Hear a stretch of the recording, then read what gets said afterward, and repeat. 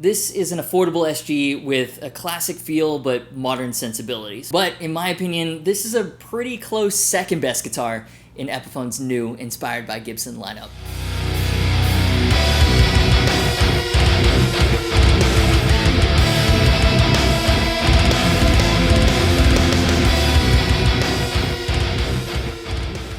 Hey guys, it's Hunter. Welcome back to another video. Alright, here is the thing about the SG Modern. In my opinion, it's not gonna blow you away and convert you if you aren't already a fan of the SG. But if you are already a part of Team SG and you're looking for something different from the same old standard or vintage inspired reissues, the SG Modern might be what you're looking for. So the name is kind of misleading. It's not super modern and like what you get from an LTD Viper. It's kind of like a cautious half step that brings much desired contemporary improvements to what is otherwise a design that basically hasn't changed since it was first introduced in 1961. So with the stage set for this review, let's take a closer look.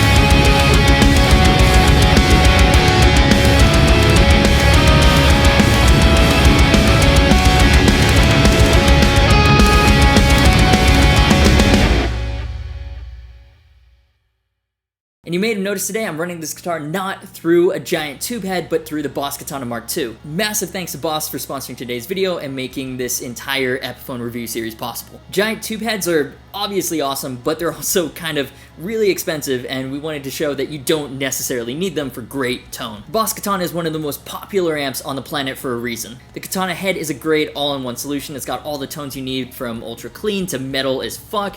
You can mix and match any of the 60 built-in Boss effects. It's light, it's portable, up to 100 watts to power a 412, down to 0.5 watts for bedroom use. Everything can be controlled using software on your computer, and in fact, for this demo, everything has been recorded through USB. No external cabs or IRs needed, just the Katana, which at 350 new makes it one of the best practice amps ever. I've had it for a couple of weeks now, and I still haven't been able to really get into all it has to offer, so I'll leave a link below where you can find out more information about this surprisingly affordable and versatile amp. So yeah, Boss is awesome, the Katana is awesome.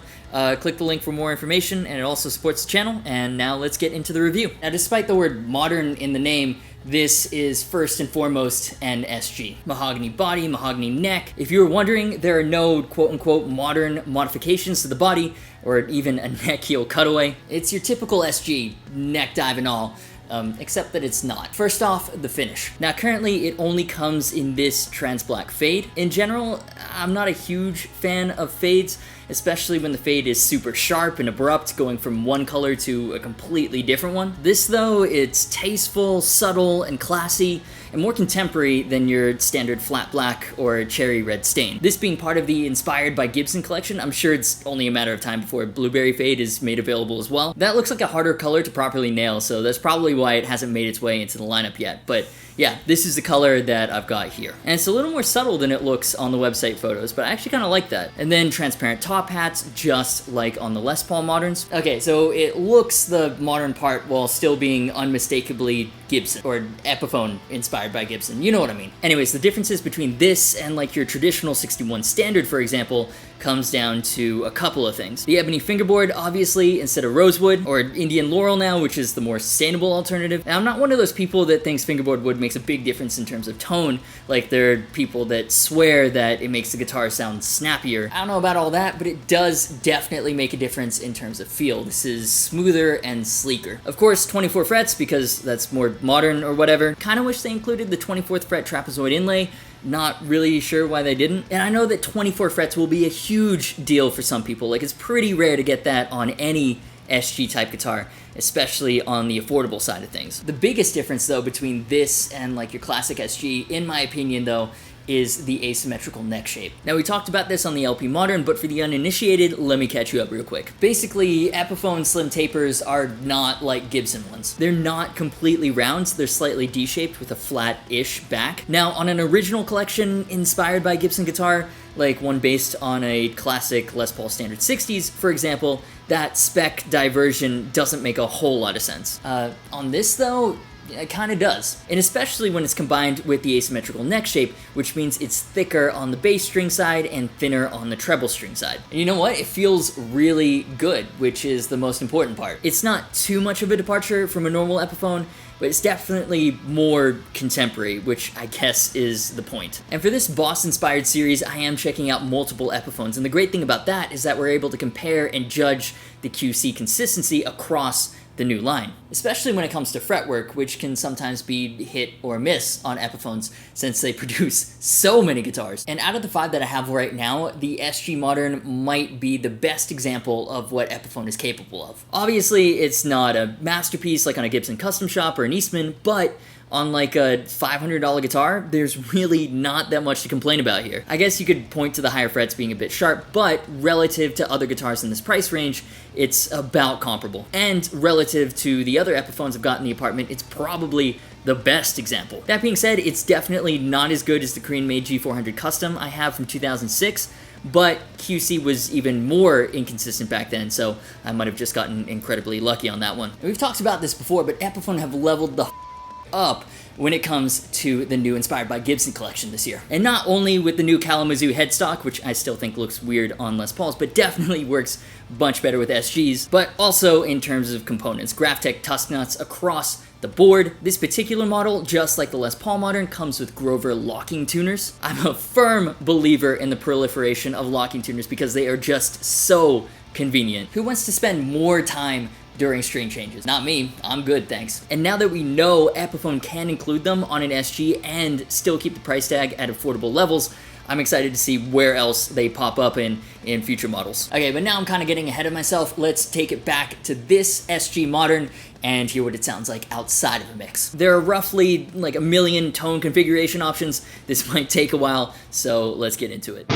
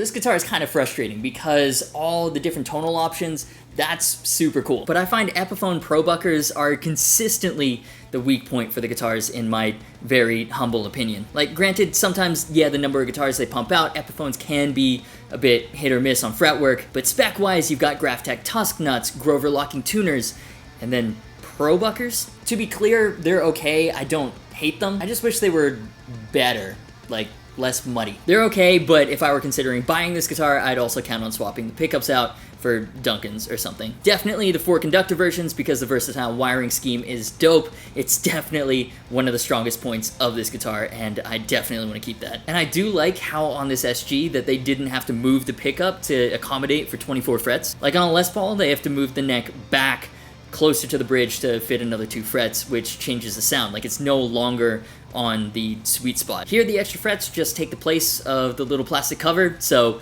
that's pretty cool. Alright, so these modern series guitars, I've got kind of a controversial opinion on them. Like, definitely not everybody agrees with me. I tried the Gibson Les Paul Modern first, and I didn't really get it. The cutaway was too subtle to make a huge difference in playability. Like, why they didn't use the access neck heel, I still don't know. The compound fingerboard radius and asymmetrical neck shape were definitely cool, but it was only modern by Gibson standards, and moreover, it was prohibitively expensive. At $2,800, I kind of just didn't understand who it was for. Gibson fans like the brand because of the classics, the standard 50s and 60s, and it wasn't truly modern enough to bring in new fans, and again, the price, that's an expensive test drive. At least that's how I feel about it. If I'm spending that much on a Gibson, I'm getting a standard or more likely a used custom. The Epiphone version, on the other hand, made much more sense, bringing that experience and most of the specs, minus the compound fingerboard radius, to the table at an affordable price point. Yes, I still would have liked to see the access neck heel, but the asymmetric neck profile actually kind of works better with the D shape, and it's great for players who are new to Les Pauls to experience what the traditional single cut is all about. The minor playability tweaks make it a smoother transition if you're coming from other contemporary guitars, and at $650, it just makes more sense, especially given the rest of the lineup. Right now, it's the flagship of the modern collection, but I imagine it'll fit in as the middle ground between the classic Les Paul Custom and the updated ultra-modern Les Paul Prophecy whenever that's eventually released. And that's exactly how I feel about this SG Modern as well. Ebony fingerboard with 24 frets, asymmetrical neck shape. If you're used to playing more contemporary guitars, but you want the core experience of Gibson's best-selling model, that's the SG Modern. It's not exactly the same as the Gibson, the neck shape is different, but funnily enough, the Gibson doesn't have the push-pull pot to reverse the phase. This is an affordable SG with a classic feel but modern sensibilities. I still prefer the Les Paul because I'm firmly team single cut, but in my opinion, this is a pretty close second best guitar in Epiphone's new Inspired by Gibson lineup. So if you enjoyed this video, do me a favor and hit the like button. These are of course just my opinions. I'd love to know what you think. Let me know in the comments. Subscribe if you haven't already. It's a big red button down there. It actually massively helps me out. You can also hit the bell for notifications. That way YouTube sometimes lets you know when I upload a new video. Thanks to my patrons for being awesome and supporting the channel. Social media, merch, and Discord server links are in the description. As always, thanks so much for watching. You've been awesome, and I'll see you for the next video.